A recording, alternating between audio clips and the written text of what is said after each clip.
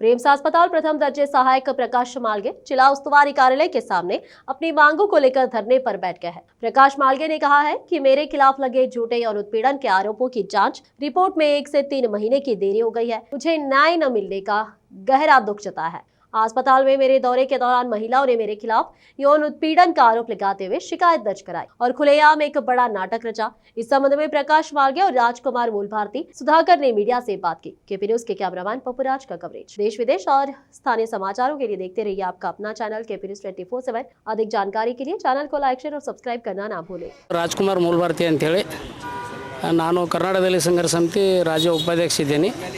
ಇವತ್ತಿನ ದಿನ ಏನು ನಾವು ಜಿಲ್ಲಾ ಉಸ್ತುವಾರಿ ಸಚಿವರ ಕಚೇರಿ ಎದುರುಗಡೆ ಧರಣ ಅಂದರೆ ಅಮರಣ ಉಪವಾಸ ಸತ್ಯಾಗ್ರಹನ ನಡೀತಾ ಇದೆ।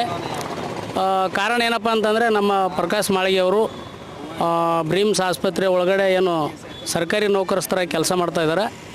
ಸುಮಾರು ಅವರು ಒಳ್ಳೆ ಅಧಿಕಾರಿಯಾಗಿ ಕೆಲಸ ಮಾಡ್ತಾ ಇದ್ದಾರೆ।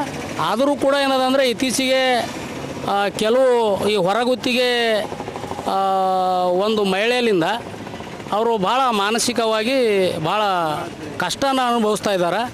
ಸುಮ್ಮನೆ ಏನದಂತಂದರೆ ಆ ಅಮ್ಮಗೆ ಯಾರೋ ಉಚ್ಕಾಸ್ ಕಸಿ ಏನದಂದರೆ ಮಾಳ್ಗೆ ಅವ್ರ ಮ್ಯಾಗೆ ಏನದಂದ್ರೆ ಬಾರ್ ಏನದಂದ್ರೆ ಮಾಳ್ಗೆ ಅವ್ರ ಮ್ಯಾಗೆ ಆಕೆ ಆರೋಪ ಮಾಡ್ತಾಳೆ।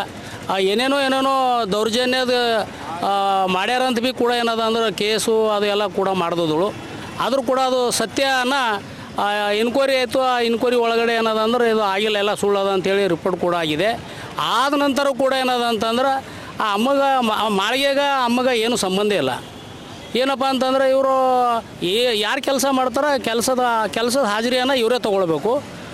ಇವ್ರು ತೊಗೋದು ಬಿಟ್ಟು ಆ ಕೆಲಸ ಮಾಡತ್ತಾರೆ ಅಂದ ಹೋಗ ಯಾರೋ ಬಾಲಿ ಅಂತ ಆ ಬಾಲಿ ಅವರು, ಆಮೇಲೆ ನಮ್ಮ ಷಟ್ಕರ್ ಒಂದು ಅಲಕ್ಕೆ ಹೇಳೋದು, ಇವರು ಯಾರು ಬಾಲಿ ಅವರು ಒಂದು ಹೇಳೋದು।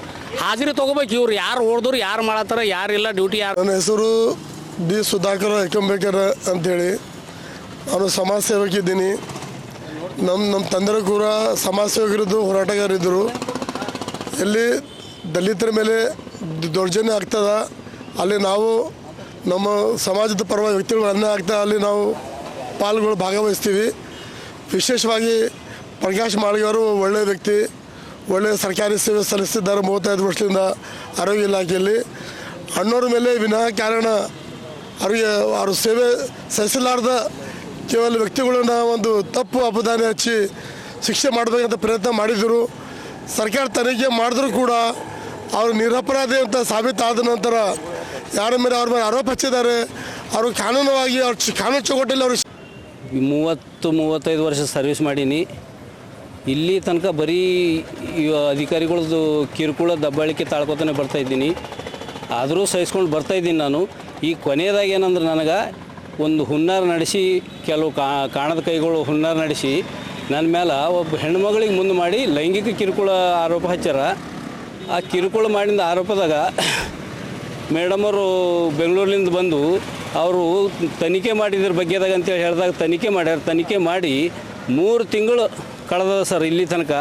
ಆ ತನಿಖೆ ಪ್ರಕಾರ ಯಾರು ತಪ್ಪಿಸ್ತಾರೆ ಅವ್ರ ಮೇಲೆ ಕ್ರಮ ಕೈಗೊಳ್ಳ ಅಂತೇಳಿ ನಾನು ಒಂದು ಸುಮಾರು 10 ಮನವಿ ಕೊಟ್ಟಿನಿ, ಆದರೆ ಇಲ್ಲಿ ತನಕ ನನಗೆ ಯಾರೂ ಸ್ಪಂದಿಸಿಲ್ಲ। ಅಸಲಕ್ಕೆ ಇವತ್ತು ನಂದು ಕೌಟುಂಬಿಕ ತೊಂದರೆಗಳು ಸಂಭವಿಸಿದೆ ನನ್ನ ಮೇಲೆ, ನನ್ನ ಮನೆ ಒಂದು ಒಡೆದೋಗೋ ಪರಿಸ್ಥಿತಿ ಬಂದಿದೆ। ಅದಕ್ಕಾಗಿ ನಾನು ನನ್ನ ಜೀವನಕ್ಕೆ ಬೇಸತ್ತು ಇವತ್ತು ನಾನು ನ್ಯಾಯ ಕೋರಿ ಧರಣಿ ಉಪವಾಸ ಸತ್ಯಾಗ್ರಹ ಹಮ್ಮಿಕೊಂಡಿದ್ದೀನಿ ಸರ್ ನಾನು।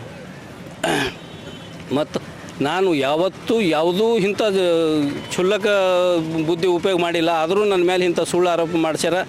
ಇದ್ರ ಹಿಂದೆ ಏನಂದ್ರೆ ಕಾಣದ ಕೈಗಳವ, ಆ ಕಾಣದ ಕೈಗಳು ಇದು ಮಾಡಿ ಈಗ ನಾನು ಒಂದು ವೇಳೆ ಇನ್ಕ್ವೈರಿಯಲ್ಲಿ ತಪ್ಪಿಸ್ತಾನಿದ್ರೆ ನನಗೆ ಸೇಮ್ ಡೇನೇ ಸಸ್ಪೆಂಡ್ ಮಾಡಿ ಜೈಲಿಗೆ ಕಳಿಸಿದ್ರು। ಆದರೆ ಇವತ್ತು 3 ತಿಂಗಳು ಕಳೆದ್ರು ಅವ್ರ ಮೇಲೆ ಏನೂ ಆ್ಯಕ್ಷನ್ ತೊಗೊಳ್ಳಲ್ರು ಅಂದ್ರೆ ಮತ್ತು ನಾವು ಹ್ಯಾಂಗೆ ನೌಕರಿ ಮಾಡಬೇಕು, ನಮ್ಗೆ ಅಲ್ಲಿ ನಮ್ಮ ಜೀವಕ್ಕೆ ಭಾಳ ಇದೆ। ಮೊನ್ನೆ ಇಷ್ಟ ಆದರೂ 3 ತಿಂಗಳಾದರೂ ನಾವು ಸುಮ್ಮನೆ ಕುಂತು ಬರೀ ಮನವಿ ಮಾಡ್ಕೊತ ಸುಮ್ಮನೆ ಕುಂತ್ರ, ಮೊನ್ನೆ ಸಂಡೇ 6 ತಾರೀಕು ಬಂದು ಆ ಹೆಣ್ಮಗಳು ನನ್ನ ಮೇಲೆ ಹಲ್ಲೆ ಮಾಡಿದಳು ಸರ್। ನಾನು ಫೋನ್ ಕೂಡ ಹೊಡೆದಾಕಿದ್ದಾಳೆ ಸರ್। ಓಟ್ ಮಾಡಿದ್ರು ಪೊಲೀಸ್ ಸ್ಟೇಷನ್ಗೆ ಹೋಗಿ ಕಂಪ್ಲೇಂಟ್ ಕೊಟ್ಟರು, ಇಲ್ಲಿ ತನಕ ನನಗೆ ಯಾವುದೂ ನ್ಯಾಯ ಸಿಕ್ಕಿಲ್ಲ ಸರ್।